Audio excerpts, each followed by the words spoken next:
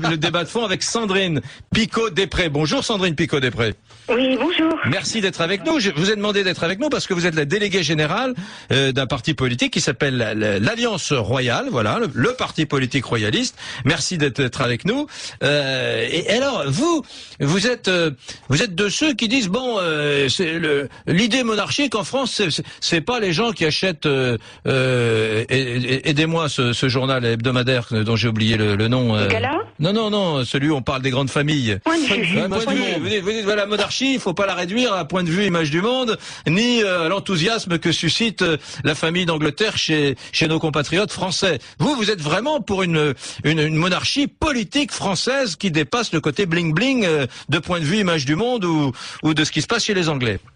Oui, alors effectivement, il y a ce royalisme sentimental que vous venez de décrire, et qui est assez, réducteur, j'allais dire, puisqu'effectivement, on a en fait aujourd'hui la naissance de ce bébé royal qui est classé dans la catégorie des people et non pas dans la politique, alors que ça devrait être dans la rubrique politique des revues ou des revues de presse. Mais surtout, ce que j'ai entendu me fait un petit peu bondir parce qu'on réduit la France à la République. Or, en fait, la République n'est pas la nation, c'est l'État qui représente la France. La France n'est pas une nation, la France c'est l'État. Et en fait, nous sommes actuellement dans une carence à la fois structurelle et conjoncturelle de l'État, un vide de l'État. Alors une carence conjoncturelle parce qu'il y a une perte de prestige par rapport à la fonction, tout simplement, qui est incarnée aujourd'hui par le président de la République qu'on connaît. Et puis il y a une carence structurelle de l'État. Et justement, une monarchie en France pourrait redonner un sens à cet État. Parce que vous venez d'évoquer Marianne, par exemple. Mais est-ce que Marianne, qui est une statue en plâtre, surmontée d'un bonnet ridicule, est-ce que c'est un facteur d'adhésion? Et je dirais même un facteur d'assimilation pour nos populations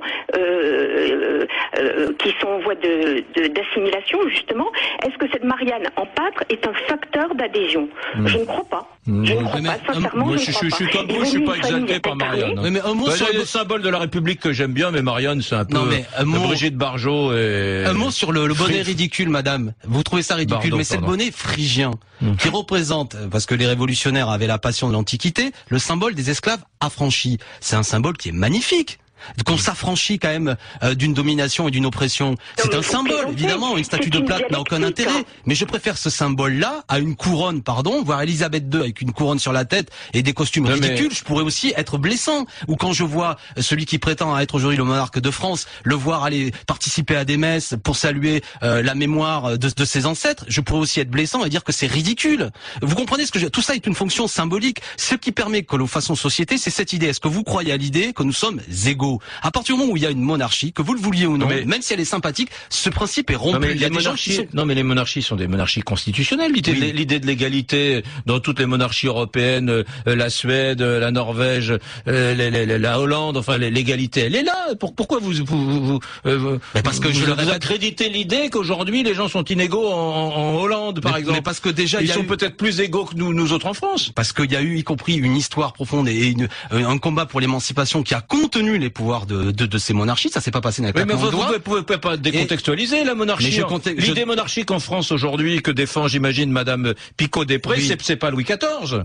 Non mais ça, d'accord. Pour quelle raison c'est pas Louis XIV? Parce que précisément il y a eu aussi de la part du peuple français une volonté de récupérer ses droits. Je rappelle que durant la Révolution française, dans un premier temps, les révolutionnaires sont pour une monarchie constitutionnelle. Pour quelle raison ça n'a pas lieu? Parce que le roi lui-même finalement trahit, ment et amène à ce qu'il y ait toute une série d'armées étrangères, notamment les Autrichiens, qui envahissent le territoire national. Alors attendez, là ne commencez pas là-dedans parce que Danton est le premier je continue, c'est l'histoire de France, madame. Par l'argent des Prussiens, la bataille de Valmy, Mirabeau, etc. Donc on n'a pas de leçons de vertu et de morale à recevoir des républicains. Excusez-moi. Que Mirabeau soit un corrompu, je suis d'accord avec vous, madame. Ça c'est pas le problème. Mais ce que je veux vous dire, c'est qu'il y a une dynamique politique qui amène à ce que pour vraiment aller jusqu'à l'égalité, il faut s'affranchir avec les royautés. Mais je répète, moi ce qui me choque, je prends l'exemple de l'Angleterre, le fait que chaque contribuable anglais doit verser une somme pour permettre à réunir 46 millions d'euros pour que la reine d'Angleterre continue à se voir payer ses frais de fonctionnement. Pardon, excusez-moi, que le contribuable paye paye pour que les riches soient encore plus riches, cela me choque. Ils ont le droit. Ils ont le droit, Sandrine Picot-Després, plein de petites questions. D'abord, quel est aujourd'hui, en 2013, le type, pour que tout le monde comprenne bien, le style de monarchie que vous défendez pour la France? Vous souhaiteriez voir qui comme monarque et quel type de monarchie s'installer dans notre pays? Vous vous battez pour quoi? C'est très clairement une monarchie sociale, c'est-à-dire une monarchie essentiellement populaire. Puisque le peuple est quand même la seule réalité qui dure, excusez-moi, le peuple est pas lié à la République, il est lié à lui-même, et donc en fait la monarchie s'appuierait sur un socle éminemment populaire, et c'est justement la vertu de ces monarchies scandinaves et anglo-saxonnes d'être justement le signe d'une bonne santé nationale, qui est l'unité du peuple autour de son roi, alors qu'il n'y a pas d'unité du peuple autour d'une Marianne en plâtre, je répète. Et qui serait le roi de France aujourd'hui? Oui, alors là, je veux dire, des rois, on a plein de prétendances. Les princes sont nombreux. L'important, c'est un consensus autour d'une idée. Vous voulez pas vous mouiller quand même. Vous voulez pas vous mouiller sur un nom. Une chose, c'est que les événements créent les hommes. Ce ne sont pas les hommes qui créent les événements. Au début de la Révolution française, on avait des hommes qui ont complètement disparu 2-3 ans après. Et à la fin, on est arrivé à Napoléon. Donc en fait, les hommes vont émerger en fonction des événements. Et on est au début d'un cycle. Est-ce que l'idée monarchiste, elle va en poupe? J'ai pas tellement l'impression, Sandrine Picot-Després. Mais oui, mais moi je vois pas. Il n'y a pas un seul parlementaire à l'Assemblée nationale, alors qu'au 19e, il y avait beaucoup de parlementaires de droite élus dans le cadre des élections républicaines qui se battaient pour le retour d'un roi. Alors qu'ici, tout le monde, il n'y a pas un seul type à l'Assemblée nationale sur 577 députés qui aimerait voir un roi revenir en France. Non mais il y a une monarchie, pardon de vous couper la parole, il y a une monarchie culturelle dans les médias. On évoquait Thierry Ardisson. Il est tout seul. Non, il est pas tout seul. Il y a Cardisson. Non mais je le dis avec. Je le dis sans agressivité. Moi qui ai la passion de l'histoire, comme vous, madame, sans doute. On n'est pas d'accord, mais j'observe quand même que beaucoup d'émissions historiques, parfois de qualité, que ce soit Stéphane Bern ou même Franck Ferrand, par exemple, qui est assez sensible. Laurent Deutsch, vous savez, mon rival, et Thierry Ardisson, il est de bon ton dans certains médias, surtout chez ceux qui ont la passion de l'histoire, d'être un peu nostalgique de l'ancien régime. Cela me choque. Moi, j'appelle à ce qu'on médiatise aussi ces grands historiens républicains. Non? Sandrine Picot-Després, elle va pas être d'accord avec vous. Vous pensez que les rois de France sont un peu injustement décriés dans les manuels d'histoire? Bah oui, bien sûr, parce que ce sont les vainqueurs qui font l'histoire. Donc il est évident qu'il y a un lavage de cerveau avec des clichés qui datent de Michelet, qui datent de Voltaire, qu'on réutilise. Bon, effectivement, il faut lutter contre ça. Il faut être un peu les propagandistes d'une contre-culture, puisqu'on est quand même là sous une culture républicaine qui va carrément avec le bulldozer. Simplement, il faut se dire que nous, on joue un jeu politique. Vous parliez des représentants de la nation.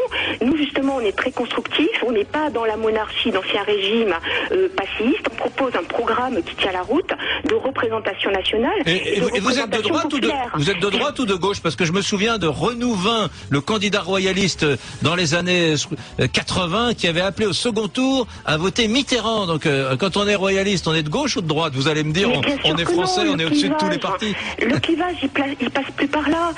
C'est une fausse, c'est un piège. De toute façon, c'est de la dialectique pure.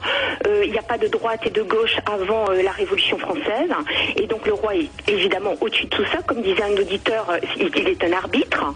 Et en plus, le clivage aujourd'hui, il passe pas entre la droite et la gauche. On voit que les partis sont en train d'éclater, de se couper en deux, en fonction de nouveaux clivages, le mondialisme, la mondialisation, les oligarchies. Et donc on est pour ou contre ces oligarchies. Et c'est en fonction de ça que se redessine le champ politique. Donc nous, on est très clairement contre, puisqu'on veut un souverain. Et le souverain, c'est évidemment la souveraineté. Il y a des pans entiers de souveraineté qui sont partis dans les couloirs supérieurs, on va dire, qu'on voudrait récupérer. Merci Sandrine Picot-Després, déléguée générale de l'Alliance Royale, le parti politique royaliste qu'on n'avait jamais entendu dans Carrément Brunet. Merci beaucoup madame, bonne journée à vous. Merci à vous en tout cas, merci. Au revoir.